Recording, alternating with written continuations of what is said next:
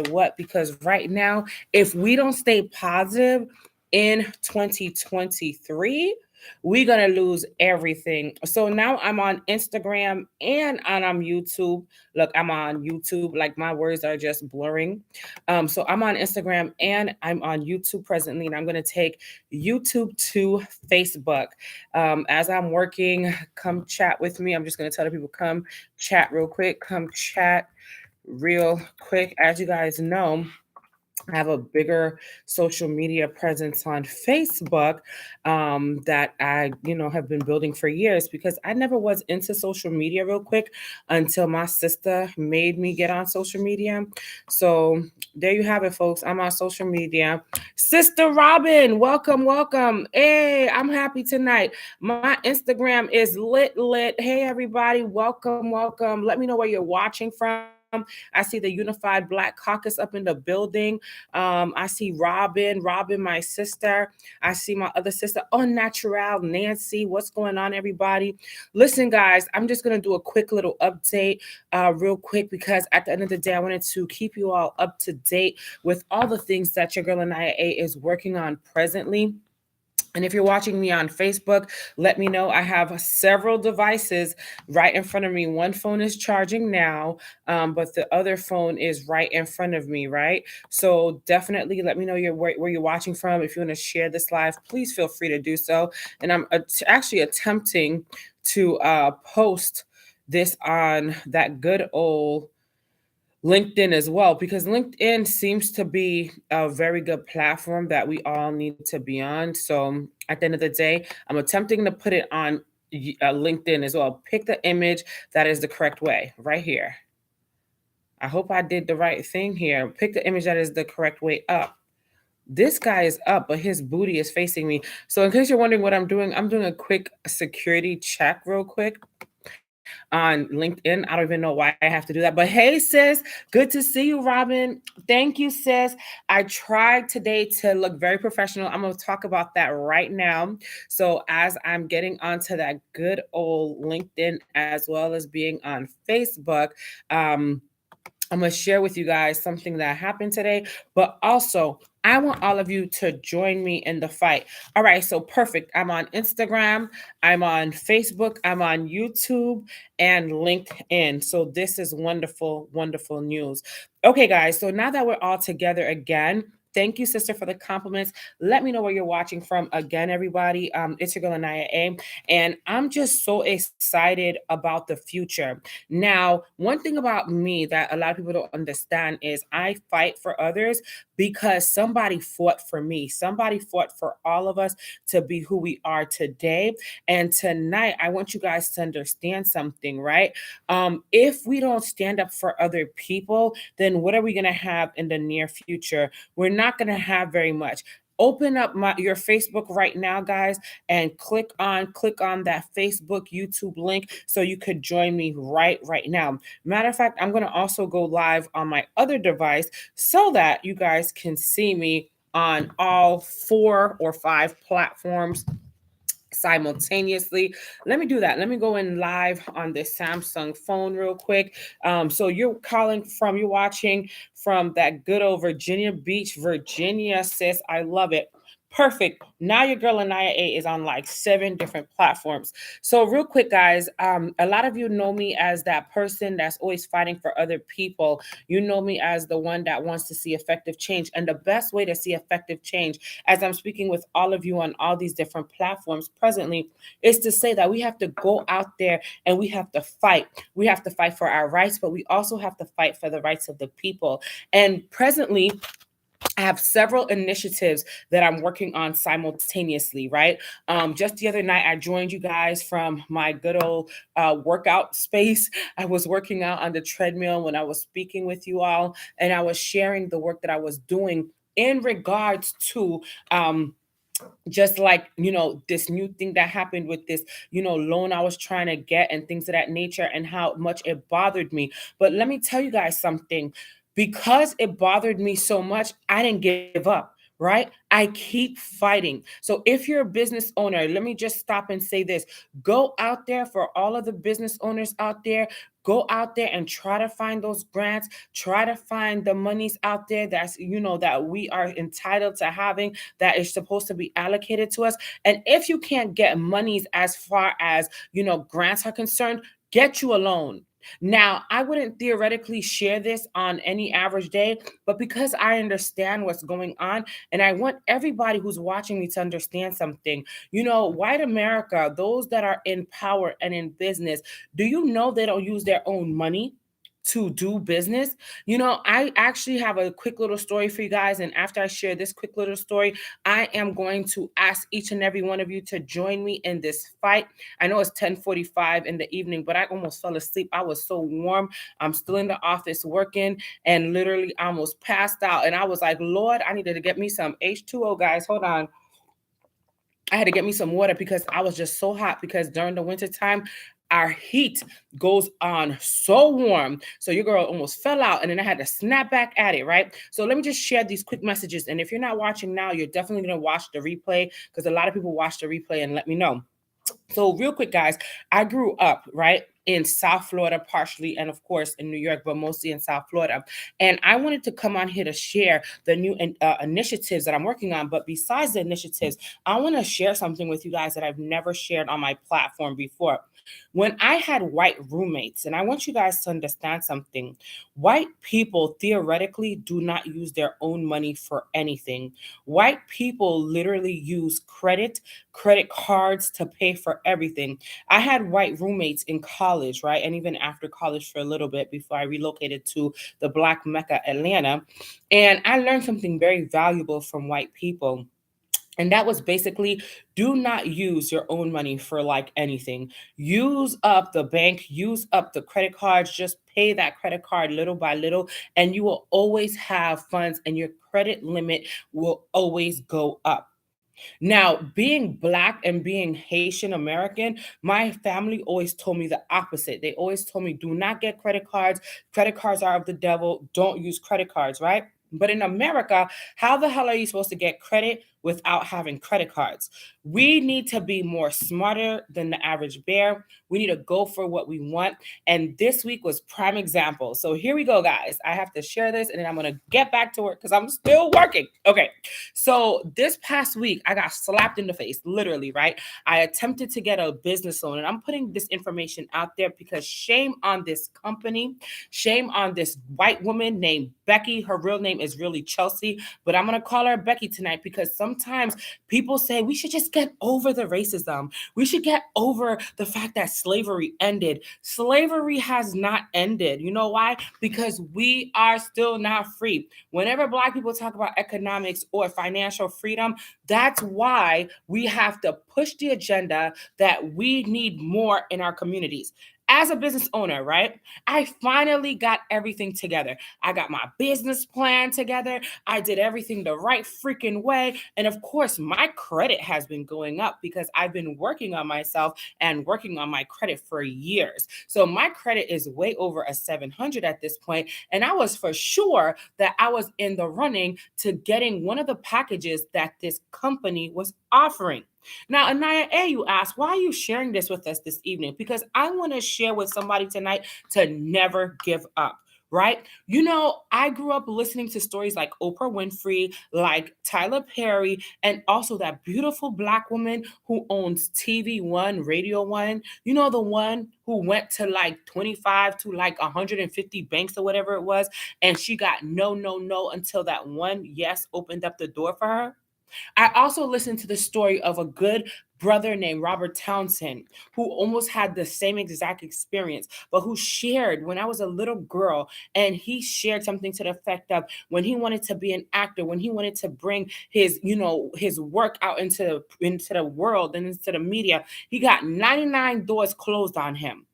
But that one door made every single difference when it opened the hell up, because that brother was able to make a difference. And he has been making a difference in Hollywood and in movie making and television and drama, etc., comedy for over 2 decades. So this week, guys, I'm telling you the truth. It was so hard for me. And I don't talk to my parents about this. I don't talk to a lot of people about my stress. I talk to God because God knows. You see, when I talk to my parents about certain things, they want to ridicule me. They want to laugh at me. They want to be like, well, why are you trying this? And why are you doing that for this person? And, why? And it's never like, how can we encourage you? How is it, my child, that you keep pushing forward when every freaking door closes on you? They never say that. It's always the opposite. Negativity. They don't have the same vision I have. And tonight I'm speaking to somebody who has a vision and who has a dream, and nobody understands you. Nobody understands why you keep pushing. So, of course, I did everything that Becky told me to do in regards to getting this loan for my company, FEG Management LLC. I filled the paperwork out. I was up till 3 to 4 o'clock in the morning doing everything the right way, because when it comes to finances, when it comes to business ownership, etc., you will know that there's a lot of paperwork entailed. You have to be digging up for stuff. You have to be providing different documentations. And if you don't have all that stuff already because you don't know you need it, guess what? You got to go and find it, and you got to go and get it, right? I did everything that she asked. And then I didn't hear from Becky for months, guys. This is the God honest truth. You all know that not only am I a business owner, but I'm a new mother, okay? I have dreams and goals. Tonight, I'm telling you this story for a reason, because hopefully I can encourage somebody to go out there and keep trying. And so I provided everything Becky asked me to provide. She told me to provide all these documents. I did. She told me to email her. I did. Everything she told me to do, I did. Only for Becky to close my damn account and not let me know. Talking about a slap in the face. Talking about a kick in the damn gut. After I did everything, I was up for hours. I couldn't even keep my eyes open trying to get every document together. Texting Becky and everything. Becky telling me I got everything together. And then to close my account and not even say anything, that I didn't have like the exact documents that you needed. Don't tell me that racism still doesn't exist, because obviously Becky knows who I am. Becky sees my profile. Becky knows my story, because I shared with Becky who I was and why I was working so hard and the racism I endured, only for Becky from Nove, and I'm putting out their information, to literally turn around and shut me down without one single letter, without one bit of phone call or nothing. Not that they owe me, but the mere fact is this: Nove Financial Institution, or whatever you are, how rude are you? Now you have my documents in your hand. You don't care whether or not I get this funding, which obviously you're saying that I was at one point because I was pre-approved, and then you turn around and shut the door. See, when people see us Black people not owning anything or living in the streets or being shuffled from one location to the next in the foster care system and homeless shelters throughout the city like dirt underneath the ground or on the ground, understand something: that it takes a strong person to continue to fight when there looks like there's no silver lining or no happy ending.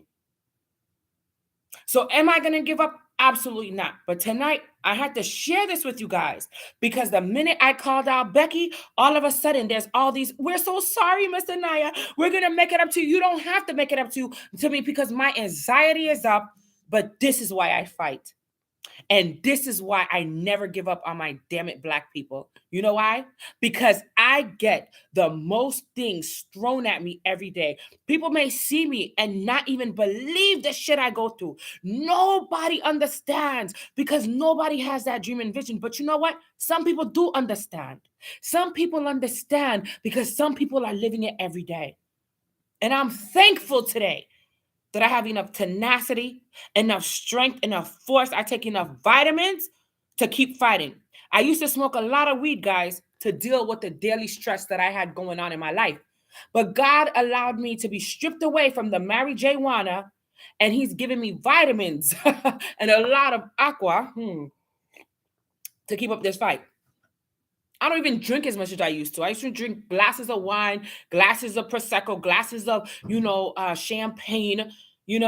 A lot of bottomless mimosas. To deal with this shit. But I don't do that anymore. I try to stay focused because I have a dream and I have a vision as to what I want, and I'm gonna go for it every day. No matter how many no's I hear, no matter how many doors close in my face, because somebody's going to say yes. And if you're going to say yes with me tonight, I need you to type amen. And for you, whoever you are out there tonight who's hearing this message now or you'll hear it later, understand something. I'm sharing a bit of my testimony because I want you to know when I fight for the people, I'm not just fighting for the people, I'm fighting for myself. I'm fighting for the future generations. I'm fighting for my son because I don't want my son to experience the things that I'm going through now. So I have to set him up. You understand what I mean? Hopefully he won't be a spoiled brat because I'll beat him up. You know what I mean? But I want you guys to understand something. We cannot give up even when it looks really dim, even when it looks like things are not going to work out. Thank you, Robin Clanton, my sister. Even when you don't know how you're going to pay that bill, even when you don't know how you're going to get that brick and mortar, even when you don't know how you're going to build that TV studio, because that's what I'm in the process of doing now. And nobody is going to stop me because I didn't even have that desire before. But somebody who turned it around to stab me in the back put it in my spirit to build a studio, because your girl AniYa ain't doing the AniYa show like this for no reason, mind you. God knows why he has me in position, and he also knows why I had to go through certain hurdles and I had to fight certain battles so that I could be the person that he has called me to be. I'm not going to give you all the secrets, but I'm going to tell you this. Join me in this fight, guys.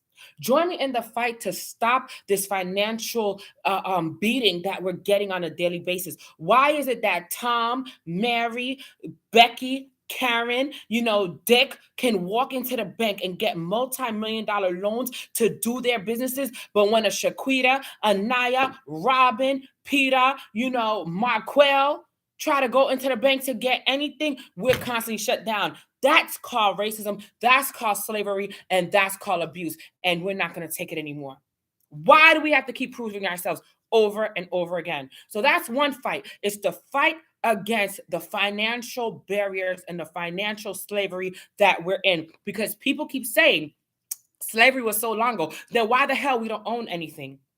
Why does it say estimated within the next 20 years or so, Black people are going to be impoverished and have a zero annual income? You know why? Because it's set up like that. But we have the power to make effective change. So I want you to remember that. So that's number one. We're fighting against financial loss. We're fighting against this financial abuse, as well as this financial slavery that they've put us in. So that's number one. Number two, as you all know, I'm super passionate about the foster care system. On March 8th, on the steps of City Hall, we're going to say enough is enough in regards to the lack of accountability, the lack of, what's the word I'm looking for? The lack of compassion for the foster care children that are being shuffled, which is a whole nother form of slavery too, if you ask me. Right? What's the difference between taking us from Africa and bringing us all the way to the United States, between that and having the children being shuffled from home to home every single day? What's the difference? We have to say enough is enough when it comes to our Black children that are being shuffled through the system. So join me on the steps of City Hall on March 8th as we talk about our issues with foster care. I have a personal testament. I'll talk about that again. But that's March 8th. That will be out there on the steps of City Hall in Lower Manhattan. You can't miss it. Google Lower Manhattan, steps of City Hall, and you'll find your way there. Every train in New York City takes you there. So that's two points real quick, right? Thirdly, on Monday, I am interviewing a very beautiful, dynamic sister. So I want everybody to tune in on Monday at 8:30 p.m. Eastern Standard Time as I interview Miss Anita Kopax. 1 second. You may have seen her on my page on the little video clip that I have when I was in attendance for a beautiful book reading and signing with Charlemagne the God, Anita Kopax, and Tamika Mallory. This is the book from Miss Anita Kopax, and she has decided that she wants to be on the AniYa show on Monday at 8:30 p.m. Eastern Standard Time. We'll be live on Facebook and Instagram, and of course, streaming through YouTube. We want everybody to be a part of that platform to hear how this woman has taken her dreams and her visions and she is making it. You know who's actually her book publisher? Drum roll, please. Charlemagne the God. And here's the foreword from Charlemagne the God right on the page. You could tag Charlemagne the God and everything. Oh, matter of fact, he's on my profile picture or on my cover picture right now on Facebook. Yes, I did have a chance. I had a chance to speak with Charlemagne the God. I spoke with him in great detail of something that occurred that I want to continue to talk to him about. And hopefully we'll be able to meet very soon again. So Charlemagne the God will hopefully have your girl AniYa A on his show, The Breakfast Club, very soon. I usually don't tell people certain things until it happens, but I'm speaking it into the universe because Charlemagne the God and AniYa A must relink up for a very special interview because there's some things that cannot be swept under the rug. So real quick, who is Anita Kopax? You could go Google her yourself. She has a very interesting last name, and she's from the island of St. Kitts. St. Kitts. She's from the island of St. Kitts, and that's actually one of the islands that speaks a little bit of Creole too. So once we speak again, I'm going to ask her if she speaks Creole. I'm going to text her and ask her in a little bit, actually. What does it say from Charlemagne the God? Shallow waters reminds us that there was something before us being enslaved here in America. That's the foreword from Charlemagne the God. And again, Charlemagne the God has a publishing agency that people can sign up with. I believe he is in partnership with Simon and Schuster and Simon, one of them, people or whatever. But Charlemagne the God is literally, yes, he's working with Simon and Schuster. And I think the name of his entity is Black Privilege Publishing. So shouts out to Charlemagne the God. And again, I'm putting it in the atmosphere that once Charlemagne and I speak again, that he will interview your girl AniYa A on his show, The Breakfast Club, which I'm putting into the universe because him and I already spoke a little bit, but we're going to have to confirm some things. In the meantime, in between time, we will have Miss Anita Kopax, who's going to talk about her book, her life experience, and why she chose to write Shallow Waters. This is a powerful read. I started reading the first couple pages. I got goosebumps all over my body. I had to put the book down, but I will be coming back to it because I got to do my homework before she is interviewed on the AniYa A show at 8:30 p.m. Eastern Standard Time, live from Facebook, Instagram, and scrolling and streaming through YouTube. So what did we talk about? Let's recap real quick before I shut it down because I got to get home to my baby real quick. Not my husband, my son, my baby son. Okay, whatever. Real quick, financial freedom. What does that look like to you all? We as a Black people, we're constantly getting pushed out of the way when it comes to breaking through in the financial industries. How do I know? It just happened to me again when I try to get a business loan for my business, FEG Management LLC. I brand for people, I do marketing, but under that umbrella is also the AniYa A show, which I'm building a studio for. I'm working diligently to bring more positive entertainment and edutainment throughout our Black communities because we are always looking foolish in the entertainment arenas, right? So that's number one. Number two, we're talking about the foster care system, right? Why do I have a problem with the foster care system? There's too many things to discuss. But if you call me, if you email me, if you write me, if you DM me, if you send me a message, you will hear more of why I have a real problem with the foster care system and why on March 8th, we'll be standing up in coalition, hand in hand, working together March 8th on the steps of City Hall so we could say enough is enough with the mistreatment of our Black children. And when we as Black people who are overly qualified, who have the education, who have the homes, who have the clean records, when we want to become foster care parents, they're pushing us out. How do I know? It happened to your girl AniYa A. So that's number two. Third point I'm leaving you with this evening is, again, join your girl AniYa A this Monday as I interview Anita Kopax on the AniYa A show at 8:30 p.m. Eastern Standard Time, right from the AniYa A show's platforms on Facebook, on Instagram, and it'll be streamed through YouTube. Guys, continue to support your girl AniYa A. I never do this. I never ask for financial support. I never ask for support in the sense of keep following me, share my information, etc. But I'm doing it today. You know why? Because this week was so shocking for me to see that I'm a college educated Black woman first generation immigrant, or my parents were immigrants and I'm a first generation American or whatever. My Black Haitian parents always told us to follow the American dream, to get our education, to not get in trouble, to fight for those that can't be, fight for themselves, to do the right thing, only to get the doors closed in my face over and over again. Imagine having a credit score over 700 and you still can't get financial help. You still can't get financial help. Then what the hell's the purpose of following the damn American dream? What the hell is the purpose of going to school? What's the purpose of all of this?